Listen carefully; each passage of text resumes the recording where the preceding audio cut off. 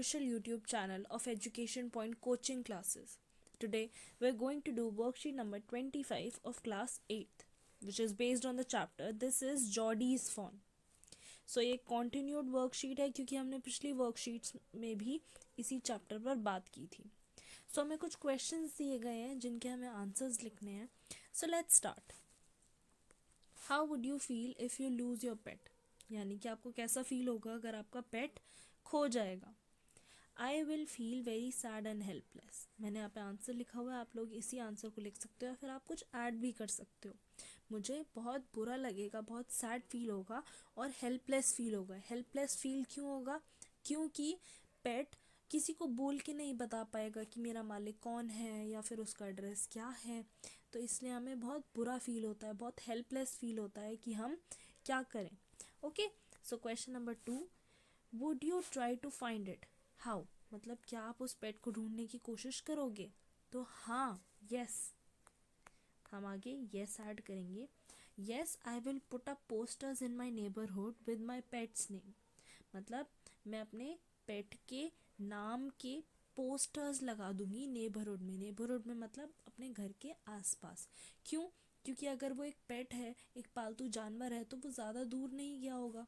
ठीक है, तो इसलिए हम अपने पड़ोस में ही आसपास पोस्टर्स लगा देंगे उसके नाम के और उसकी पिक्चर के, मतलब वो कैसा दिखता है उसकी पिक्चर के साथ, ताकि अगर उसको कोई देखे along with my नंबर, मतलब अपने नंबर के साथ, मतलब मैं उस पोस्टर में अपना नंबर भी लिख दूंगी.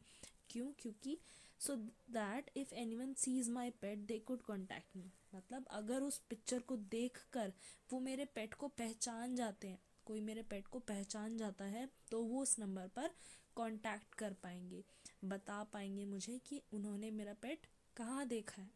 ठीक है, सो ये हम करते हैं जब हमारा पेट खो जाता है. ओके, सो बी पार्ट क्या है? Read the following passage from the lesson. मतलब हमें इस पैसेज को पढ़ना है जो कि आगे दिया हुआ है और इस पे बेस्ड कुछ क्वेश्चंस हैं जिन्हें हमें सॉल्व करना है. So let's start. Okay, so this is the passage that we have. B part. Jody gave himself over to thoughts of the fawn. यानी कि जॉडी फिर से उस फ़ोन के बारे में सोचने लगा. दे पास द अबैंडन्ड क्लियरिंग. यानी कि उस जंगल से वो होते हुए जा रहे थे. He said cut to the north Millville, it was up here that pa got bitten by the snake. यानी कि मिलवील नॉर्थ की तरफ चलो, यहीं पर पा को उस सांप ने काटा था. And killed the doe and I saw the fawn. जहाँ पर हमने डो को मारा था और मैंने फ़ोन को भी देखा था. Suddenly Jody was unwilling to have Millwheel with him. यानी कि जॉडी अब नहीं चाहता था कि मिलवील उसके साथ रहे. क्यों? If the fawn was dead और could be not found, he could not have his disappointment seen. यानी कि अगर फ़ोन वहाँ पर नहीं मिलता या फिर वो वहाँ पर मरा हुआ मिलता, तो जॉडी नहीं चाहता था कि मिलवील उसे डिसअपॉइंटेड देखे, उसे रोता हुआ देखे या फिर उसे दुखी देखे. And if the fawn was there, the meeting would be so lovely and so secret that he could not endure to share it. यानी कि अगर वहाँ पर फ़ोन मिल जाता तो भी जॉडी नहीं चाहता था कि मिलवील उसके साथ रहे. क्यों? क्योंकि अगर वो उससे मिलता तो उनकी जो मीटिंग होती वो इतनी लवली होती, इतनी सीक्रेटिव होती, इतनी प्यारी होती कि वो नहीं चाहता था उसको मिलवील के साथ शेयर करना. वो चाहता था कि उस मोमेंट में, उस मीटिंग में सिर्फ फ़ोन हो और वो हो. He said it's not far now but the scrub is very thick for a horse. यानी कि अब यहाँ से दूर नहीं है और जो आगे जंगल है वो बहुत घना है. Scrub is very thick for a horse. यानी कि आगे जंगल बहुत घना है, वहाँ पर घोड़ा नहीं जा पाएगा. I can make it on foot. यानी कि मैं पैदल ही चला जाऊँगा. But I am afraid to leave you boy. Millwheel उससे क्या बोलता है कि लेकिन मैं डरता हूँ, मैं तुम्हें यहाँ पर अकेले नहीं छोड़ सकता. सपोज यू गॉट लॉस्ट और got bitten by a snake too. यानी कि अगर तुम खो गए या फिर तुम्हें सांप ने काट लिया तो I take care, it might take me a long time to find the fawn if he is wandered, leave me off right here.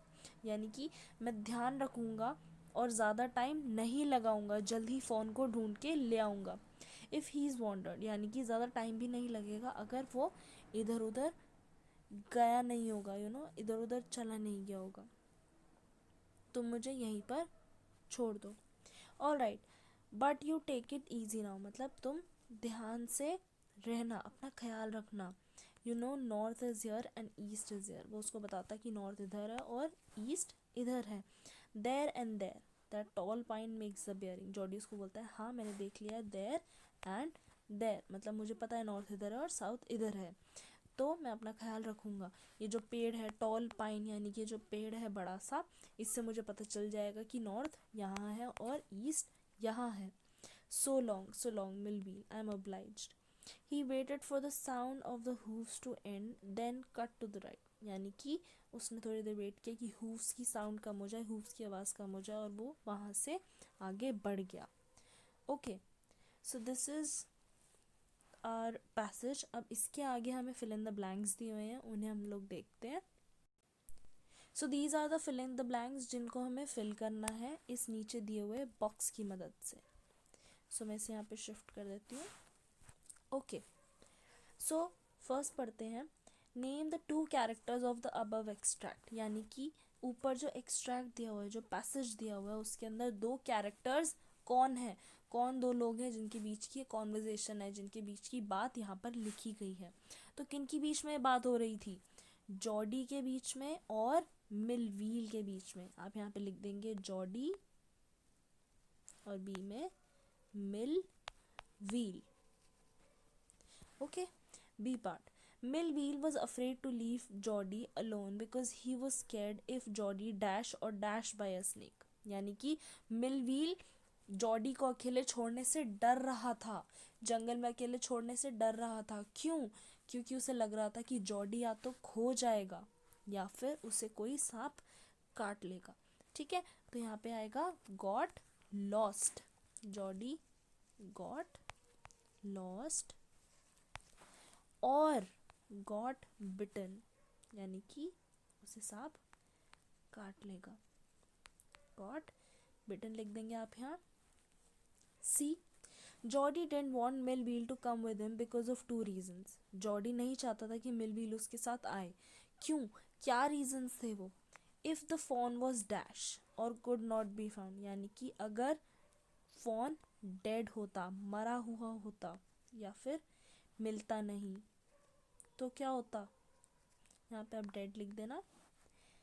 He could not have his dash seen, मतलब वो उसे अपना दुख नहीं दिखाना चाहता था, वो नहीं चाहता था कि मिलवील उसका डिसअपॉइंटमेंट देखे, उसका दुख देखे या फिर उसको रोते हुए देखे।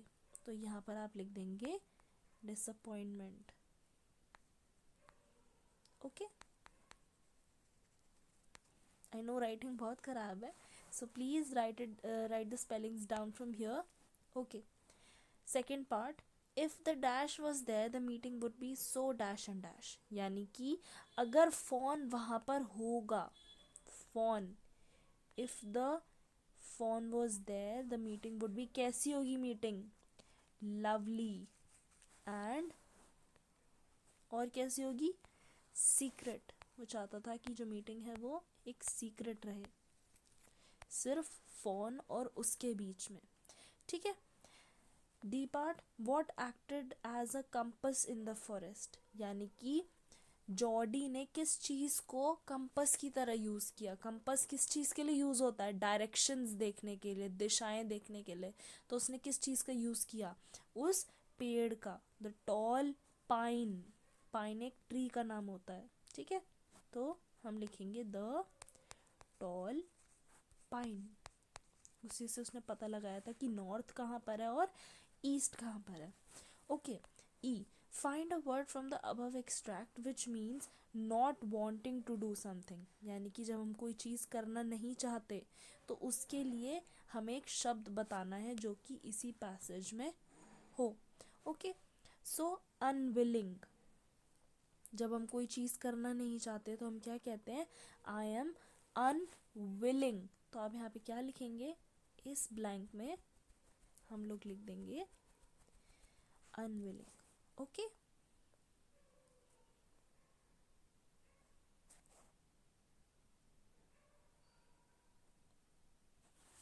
ऑलराइट, राइटिंग थोड़ी ख़राब हो गई है, आप प्लीज़ यहाँ से देख लीजिएगा। सो दिस इज़ द वर्कशीट जिससे आज हमने ख़त्म कर लिया है। आई होप आप लोगों को ये वीडियो पसंद आई होगी। अगर आपको ये वीडियो पसंद आई है तो please like, share and subscribe to a YouTube channel Education Point Coaching Classes. Thank you.